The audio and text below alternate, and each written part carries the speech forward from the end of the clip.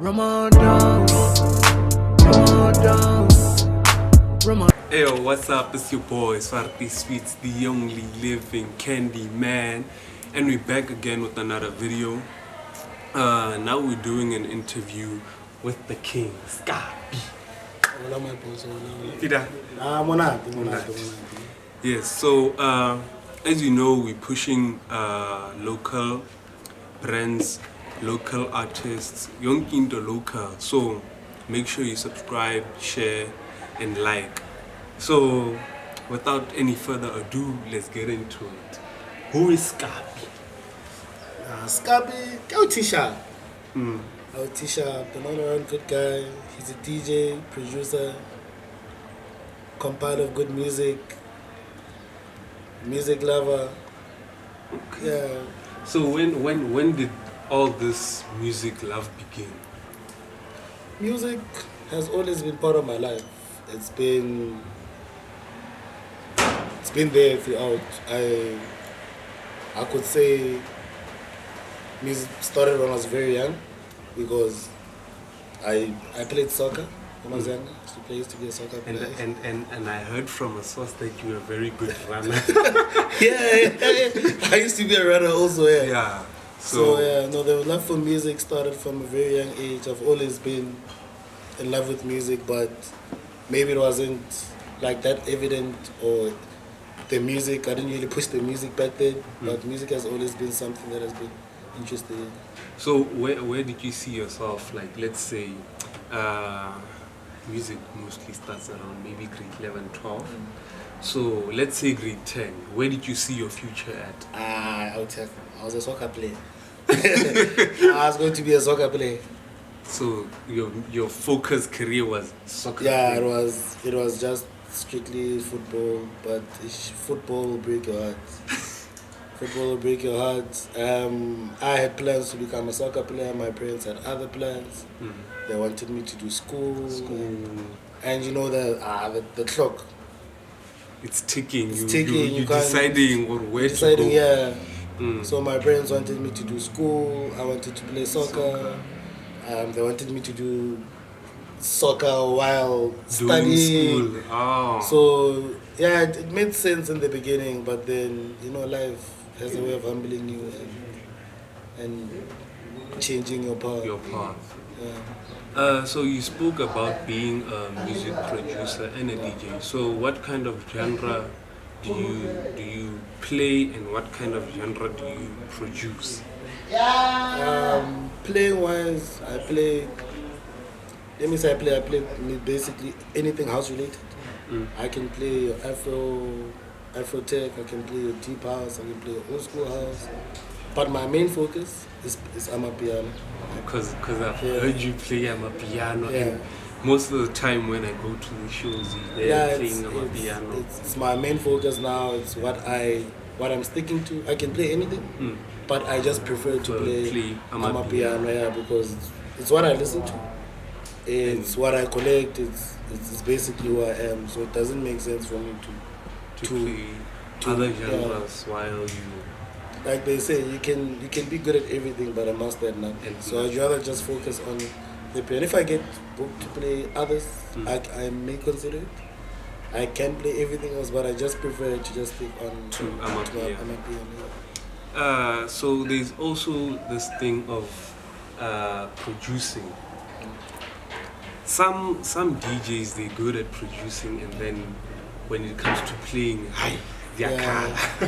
No, it all comes down to mostly a lot of producers prefer just produce. They don't like being in the spotlight. They don't like being in the spotlight. They don't like playing.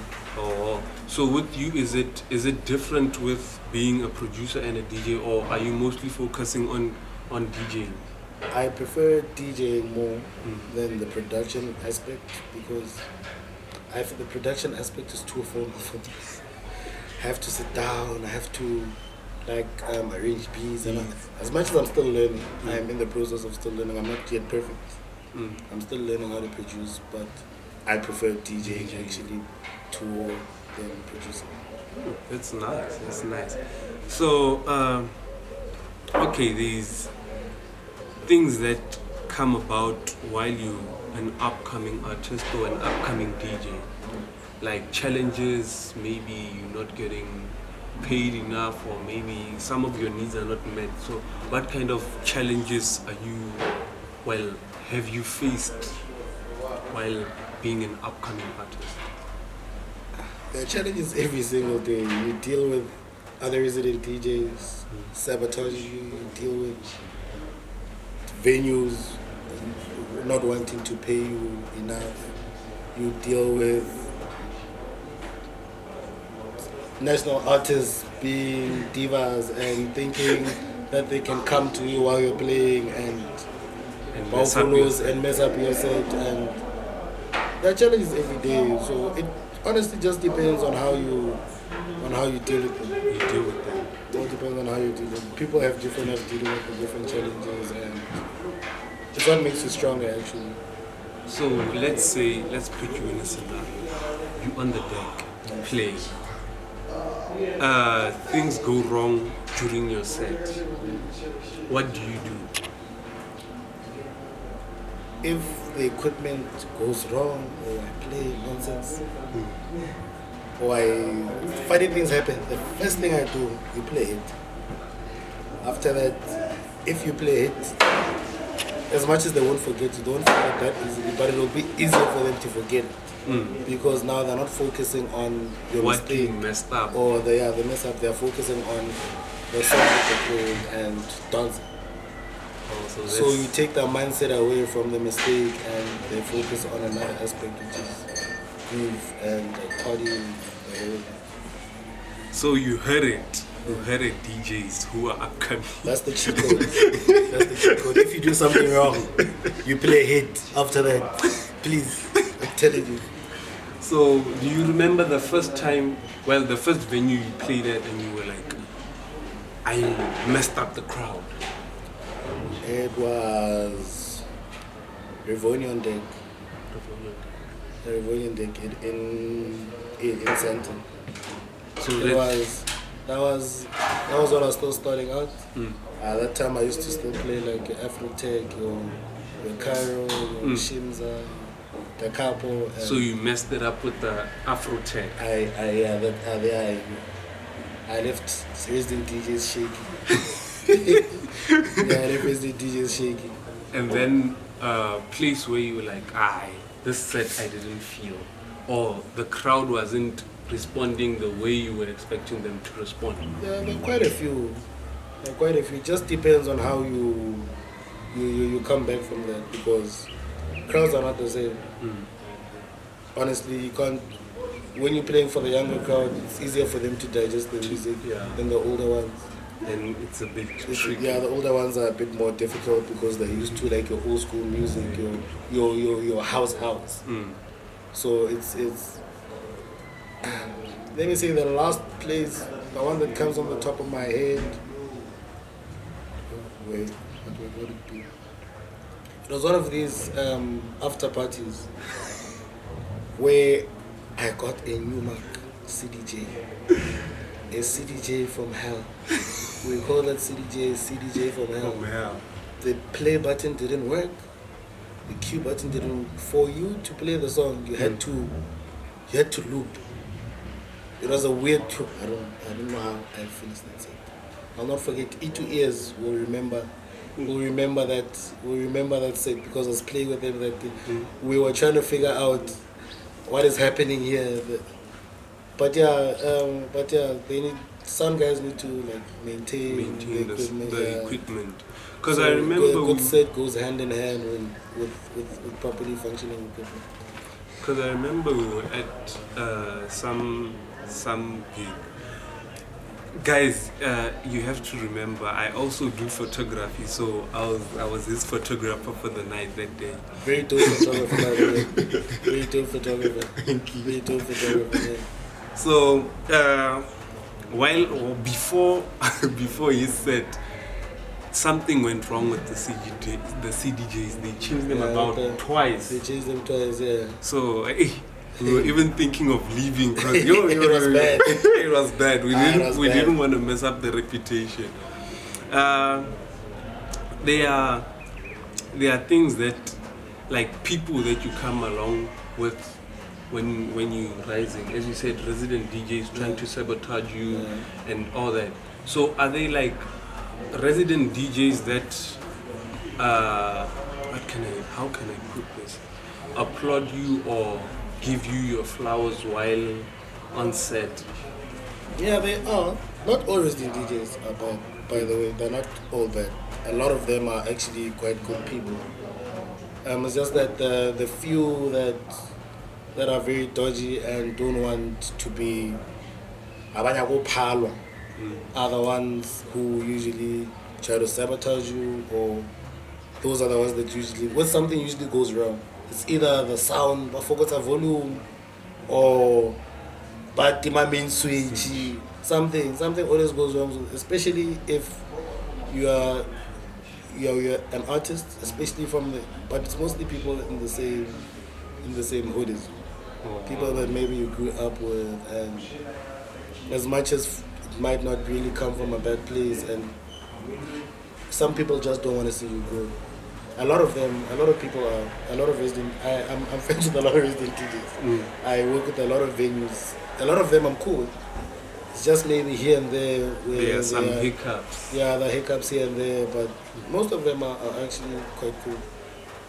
So as you're saying, you're friends with a lot of them. Have you surpassed some of them, like the ones that have been in the game longer than you? As in not experience-wise, because they have been longer, but as in gaining more popularity and gaining more fans, or mastering your craft better than them? Honestly, most of them are actually quite comfortable because they're getting maybe a salary, or they're getting money weekly or whatever. Then they become comfortable. They don't want to grow. So the difference with me is that I don't want to stay in one place. I don't want to be too comfortable with working maybe with one venue. That's why I'm constantly working on my brand. I'm working on if the brand is the most important thing, the brand comes before the DJ. Understand? If your brand is not, if you don't take your brand very seriously, then how are venues supposed to take you seriously? If you want to charge 20,000, for example, I don't charge 20,000. He's charging 20,000. I don't charge 20,000. I'm not there yet. 20. Soon. Manifesting. If you want to charge 20,000, for example, for you to charge 20,000, people must see the value for money. Whether in your crowd pulling, whether on your influence on social media, whether it's maybe just the DJing, but your brand must be taken very seriously. You can't charge me 20,000 and you are 30 minutes late to my gig. I understand. Or you charge me 20,000 and you get to my gig and you left your USBs at home. Get what I'm saying? Your brand is it's the most important thing. There are a lot of DJs out there, mainstream DJs, who are big because what? Because of their brand. DJ wise, technically, there are a million people who are better than them. But because they have a very strong brand, or they carry themselves in a certain way. Hey, I don't want to create any enemies. So I'm just speaking. This is a conversation. But there are a lot of, there are actually quite a few. I don't even have to name drop. Even if you just think, you can just go on Instagram now, or Twitter, or TikTok, or anything. A person is trending, or a person is verified, or whatever. Just because maybe they interact, and their brand is maybe interaction, and they have a huge following, and the content that they create is very big or whatever. It's not always. I don't want to create any, guys. I don't have any. There's no beef. There's no, yeah. But it is what it is. It's branding. Okay. It's branding. There are a lot of. I don't even have to name drop. Even if you just sit down and think.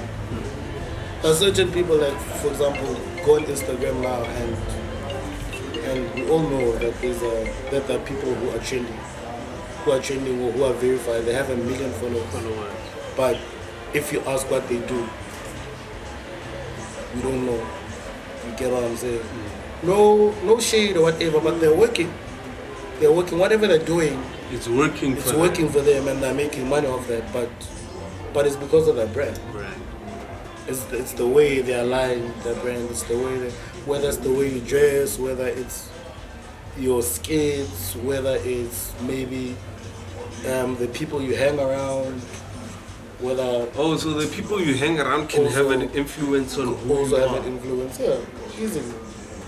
Okay. Whatever, dude. If your father is a minister and you're using your father to be famous, use him. Whatever resources you have, use. Okay. Whatever resources you have at your disposal, use. If you don't use them, then I'd say you're bad. You're bad. If you don't use your resources, then you're bad. So, you right now sitting here as Skappie, which brands are you looking at out there and saying, okay, 1, 2, 3, 4, I can work with, or who and who I could work with? Maybe in a collaboration, in a song, or maybe what you do with guys. The two-man show. The two-man movie. Two-man movie. If there's an event or a poster you see that has got Skappie and Chip Kings in one event, guys, make sure you get yourself a ticket and make sure you go there, because you're gonna see a movie. Do you know what? Editor, there's a video I'm gonna send you. Put in that video.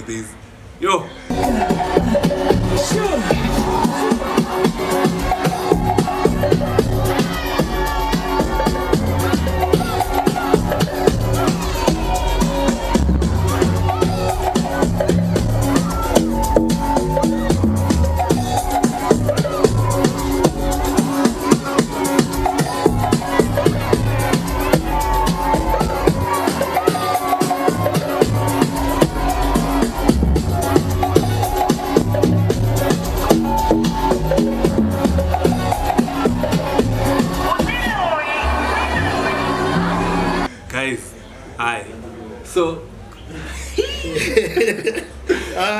it's always a good time when I'm with my bro Chip Kings. It's always a move, because we like a similar type of music. We play a similar style. We play a similar. I want to know how did it come about that you decide we'll be working hand in hand? And it was quite random, actually. It was quite random. I remember what was happening that day? It was the Purge. Yeah, it was the Purge. That's the Purge. No, we played together at Dijon. I remember there was a time, I think there was an artist who didn't come or who basically, and that slot was empty. I wanted to play, Chip wanted to play, so let's play together. Came there, we rocked. Ever since then, there's been no moving back since then. There's been no moving back since then. We've been just like pushing and pushing and pushing and pushing. We're hosting now. What started off as a joke is now like a serious concept, like the two-man show. We're gonna host one soon. Very soon. 5 hours, guys. 5 hours. 5 hours. I will give you 5 hours of music. We'll give you something hot. But I'm looking forward to that. Yeah, no, that's something we're working on now. And the plan is maybe to like grow the two-man show, move it away from just one venue, and maybe like explore. Go to whether we do it in Cape Town, whether we do it at other venues in Polokwane, whether we do it in Pretoria. But we're just looking to grow, because at the end of the day, we believe it's just about the music. It's just about the music. It's about the music. Nothing else matters. It's the music. And that's a very dope concept, because the energy you guys have on stage is. Because we enjoy what we do. It's not a job. It's something that comes naturally. Yeah. The moment you take it as a job, that's where the problem becomes, because now you're like, I have to do this. I have to do this. Yo, today I'm going to Joburg. I'm playing in Cape Town. You get what I'm saying? Then it becomes very, you're just doing it for the sake For of the doing sake of doing But it. if you enjoy what you're doing and you love what you're doing, then it becomes very easy. So other than Chip Kings, who else do you think, if you get on stage with them, Yeah, I enjoy also playing with ETS. ETS, very dope. Very dope. I think he's one of the most underrated back home. Terraphonic. Terraphonic guy from Istanbul. Terraphonic from Istanbul. Tough guy. Tough guy. You know, I call him tough guy. Very dope producer. Also compiler of music. His taste in music is also similar to mine. So that's why I enjoy. I like collaborating with people who have a similar taste in music as you. Yeah, because it becomes easier to work with them. Because that way, we don't have to force anything. The energy just energy just moves. Yeah. So that is. I'm down to. I don't like playing with people, but Chipkins, ETS, Terraphonic. Those are the only three guys that I can say that. If today they're like, no, let's do a one-on-one. Easy. Shout out to Black B. Black B's the one that taught me how to DJ. Black B, you taught me how to DJ. You made a kid. Yeah, Black B and Q Scotch. Those are the two guys that played a very vital role in me, in my DJ career. Q Scotch was putting me on when no one else wanted. While I was still learning, actually. I was still learning. I was still in the process of learning. Shout out They Q Scotch. put me on and God should forever bless those bros, because if it wasn't for them, then I don't think I would be where I am. Have Skappie. Would have Skappie today. So, you talking about you being put on, would you also have a role in putting on other artists?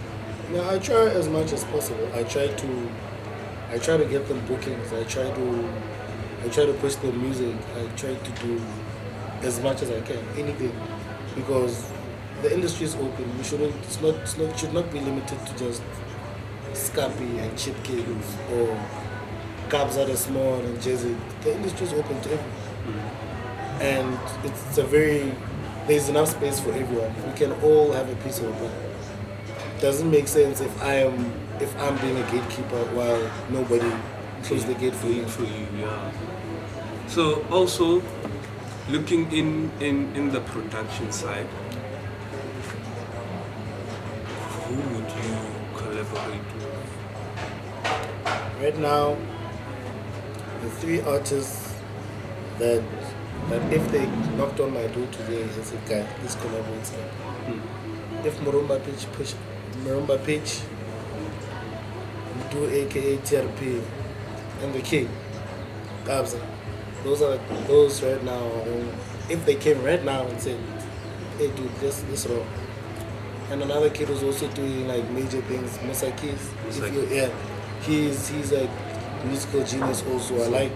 I love the style. I mess with the style. It's something that's always constantly evolving, and that's what I like about them. Also, with also the three that I mentioned, their style is also evolving every single song. They're not sticking to one thing.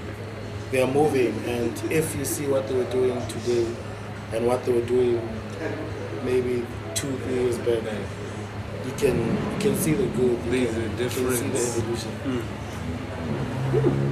So what's Skappie working on right now? Skappie is working on himself. He's working on growing his brand. He's working on making more music. I want to make more time for music. Skappie is working on touring more, touring Africa, touring SA, hosting more shows, working harder. Generally, just working harder. I don't think nobody works too hard. I see there's a Botswana gig. Yeah, and we're doing Botswana. We were supposed to do Botswana on Sunday. We postponed it because of like the weather. So we're doing Botswana on the 15th of May. They gave us a new date already. We're doing Botswana. Anyway. Are you excited for that one? That one is That one Is it your first time out of the country? No, it's not my first. It's my first time DJing Oh, out of the country. It's not my first time out of the country. My first time DJing out of the country, going out for work, and like I'm really excited because I don't know. I heard the piano scene that side is crazy. I heard that they're open to new music, and those are the kind of crowds that which are open to new music. guys, it's been an interview with Skappie. And share, subscribe, like. Make sure you follow him on Instagram at Skappie_13, and make sure you follow Royal Skinny Studios. It's been love. We're coming back again. Rebooking. Pandemic book us. Please, just give us a small money. A We small just want money. a small, not too much money, just a small one. You heard it. Book Yeah. a small money, Book us, please. and let's grow, guys. And if you wanna see other artists, make sure you share them in the comments. Also, if you reach this far, make sure you comment Skappie down below. Thank you, guys. Peace. Tango. Ramadan, Ramadan, Ramadan.